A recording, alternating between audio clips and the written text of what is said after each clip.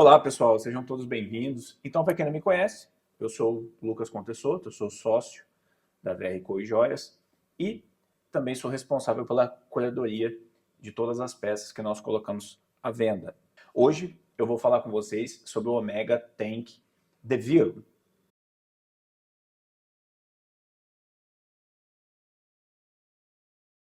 Então, para vocês entenderem um pouco mais, esse Omega tem as seguintes proporções. Ele tem 25 por 32. Tá? E a caixa dele tem a característica de ser toda em ouro, 18 quilates.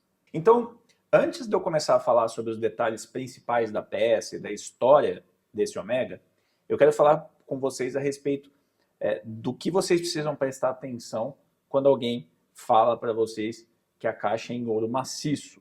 Então eu vou colocar para vocês a foto aqui e vocês podem perceber que a primeira característica fundamental para prestar atenção é no interior ou exterior da tampa traseira do relógio. Então vocês puderam ou podem observar que existe ali a gravação do tipo de ouro que foi utilizado na confecção da caixa. Existe também ali um timbre, né? Nesse caso é parecido com um rosto, que também é característico dessas caixas. E nesse caso, desse Omega, tem ali o timbre da Omega e suíço, né? Swiss made, vocês podem ver que está escrito ali, que significa que essa caixa foi fabricada na Suíça. Um ponto de atenção, nesse caso, existe ali o timbre da Omega, a caixa foi fabricada na Suíça.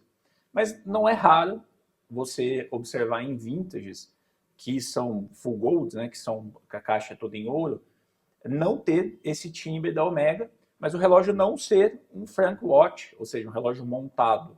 É porque a época ali dos anos 50, 60, era bem comum que eles importassem o movimento original Omega, mas que a caixa fosse fabricada no país, para evitar questões de impostos. Um outro ponto que eu vou compartilhar aqui com vocês também é o timbre na caixa. Então, eu vou compartilhar a foto do timbre nessa caixa desse Omega, como vocês podem perceber.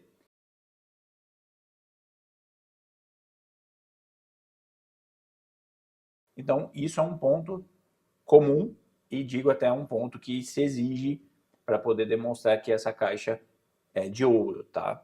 Então, essas são as características principais e mais comuns que vocês podem identificar assim, logo de imediato, podem pedir e verificar.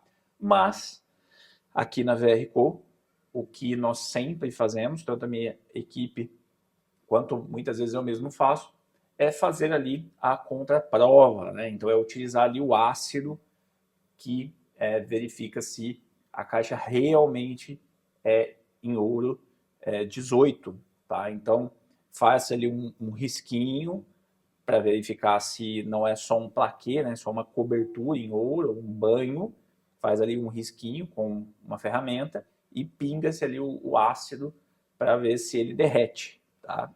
Então agora falando um pouco mais da história da peça em si, DeVille significa da cidade. Então a ideia da Omega ali no início dos anos 70 era atingir um pouco mais o público urbano mesmo. Por quê?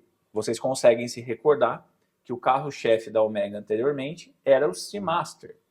E o Seamaster era voltado para um público mais aventureiro, então o pessoal gostava de um mergulho, o pessoal gostava de fazer uma trilha, tomar chuva e tudo mais. Então a resistência da peça e o estilo da peça era voltado a esse público. Só que vamos concordar, muitas vezes, principalmente à época, esse estilo de Seamaster não cabia muito bem para uma reunião, uma coisa mais formal, um evento mais social. Então, a Omega focou realmente em criar uma coisa que fosse mais fina, que fosse mais clássica.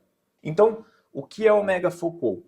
Em características que transformassem o relógio em algo mais social, exatamente. Então, eles diminuíram um pouco mais a caixa do relógio e aumentaram a qualidade material mesmo da peça. Então, vocês podem perceber que o Omega DeVille, ele tem mais ouro. Então, por exemplo, a característica dele é ser todo de ouro, mas existem os DeVilles em plaquê, mas eles têm até uma quantidade maior de ouro, então normalmente não são só 20 microns, mas às vezes 40, 60, 80 microns.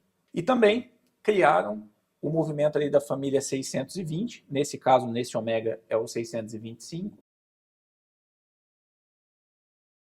que é um movimento menor, mas que tem uma maior precisão. Então a ideia foi deixar o relógio mais leve, para que pudesse ser utilizado nesses eventos, mas mais preciso, para que também não houvessem atrasos. Como vocês podem ver na imagem que eu vou colocar aqui, essa peça em específico, ela tem 16 gramas de ouro contrastado.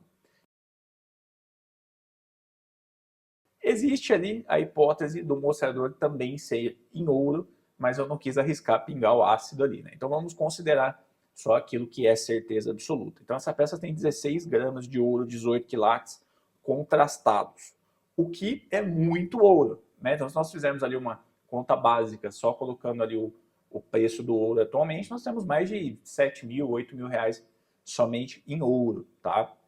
Mas, mesmo assim, esse relógio continua sendo muito leve, muito confortável de se usar no dia a dia. Uma outra característica desse relógio é que, se vocês observarem bem o mostrador, eu vou colocar uma foto aqui,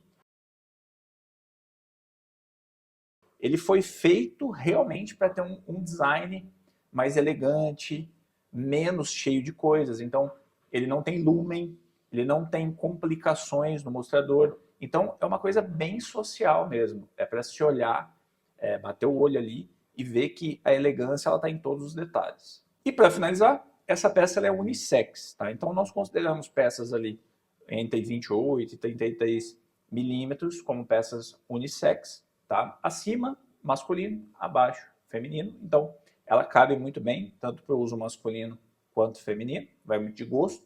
E ela está disponível para venda. Então, eu vou deixar todas as características aqui embaixo, na descrição, assim como o preço. Quem se interessar, quem quiser essa joia, só fazer contato comigo ali no Insta Vintage Relógios. Só me chamar lá e falar o que é a peça. Depois, os detalhes, né? Se vocês tiverem qualquer dúvida, é só me perguntar lá também. Quando ela for vendida, eu vou constar aqui embaixo, vendido. Tá bom, pessoal? Se gostou, se inscreve aqui no canal, eu vou fazer mais reviews como essas. E não esquece de deixar um curtir para mais pessoas poderem ver. Até mais!